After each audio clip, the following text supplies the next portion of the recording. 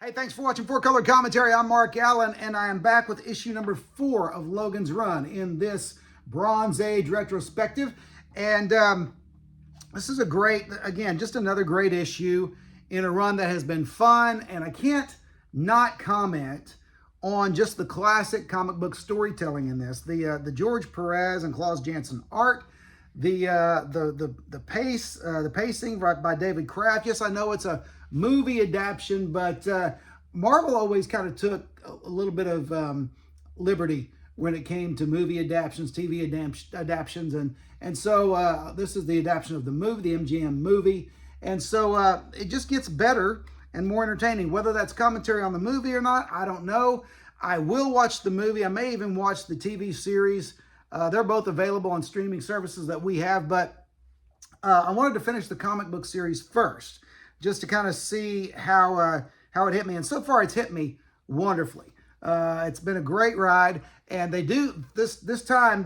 Last issue, Logan and Jessica made it to Ice World, or whatever it's called, and Box, of course, greeted them. And Box, I have a hard time with the character Box ruling Ice World. I have a hard time not calling him Icebox, but I'll resist that urge.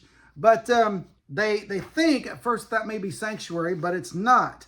I'm going to leave out what Sanctuary actually seems to be, at least as far as this issue is concerned. But it does have, I'll just tell you this, it has some Planet of the Apes vibes, okay? The first Planet of the Apes movie. But anyway, again, just great, very detailed art by George Perez here. And, you know, I'm geeking out over Perez's art the way I geeked out over John Byrne's art in several videos ago. Again, watching them grow panel by panel, not even page by page, but sometimes it seemed like panel by panel. But certainly within this series, you know, Perez was, he was kicking his game up a notch. So just great stuff here. And a great over half page, or great page, kind of analogy page there of what's going on in their lives. They kind of settled, they started to settle in what was known as Sanctuary, and then, you know, Francis does show up eventually, Logan's ex-partner. And so, but one of the things I noticed, I looked at this and noticed, you know, let me find a good example of it here. In comics that I grew up on, there was plenty of dialogue and internal dialogue. Here's a good example of dialogue, narration, and internal dialogue. Internal dialogue was so important. It is so important for knowing the character, what's going on inside the character's mind, and for just fleshing out of the character. That's something that comics had a lot of when I was growing up, and even through my high school and some of my college years. But internal dialogue seems pretty rare in new comics today. And I think that's, comics are worse for it. Comics are just not as good. But anyway, that's just kind of it's part of the storytelling. It's part of the writer's ability to convey what's going on and to flesh things out for the reader. But anyway, great stuff. Again, they make it to Sanctuary, it seems, and they meet a new character.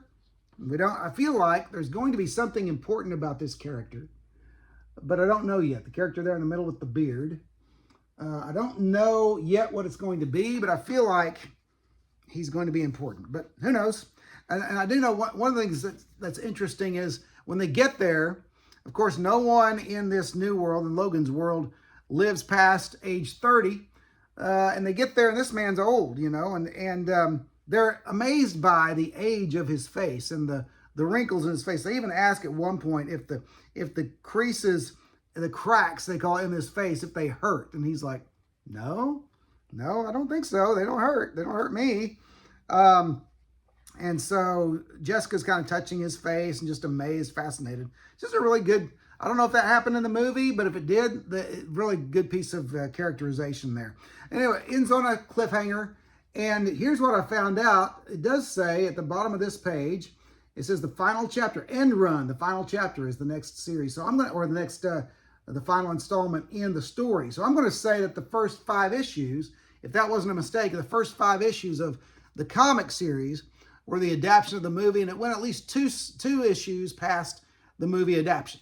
So we'll see what next issue looks like here pretty soon. But this is just a great continuation. I've had a lot of fun with this series, the story.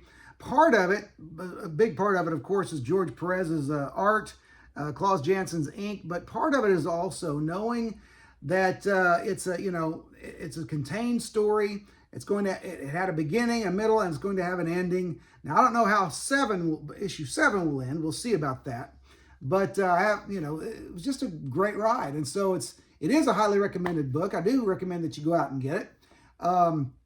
Like I said last time, only the issue, besides the issue with Thanos' first solo story, I would imagine these would be fairly easy to come by. But the whole series may be easy to come by. You may find a good deal on eBay for the whole run. Who knows? But I do suggest you hunt for it. Look for it if you've never read it before. I think you'll enjoy it. But that's it for now. I do hope that you'll like, comment, and subscribe, especially comment, as I always say, because I like the conversations that take place. But anyway, that's it for now. Thanks for watching 4 Color Commentary, and I'll see you next video.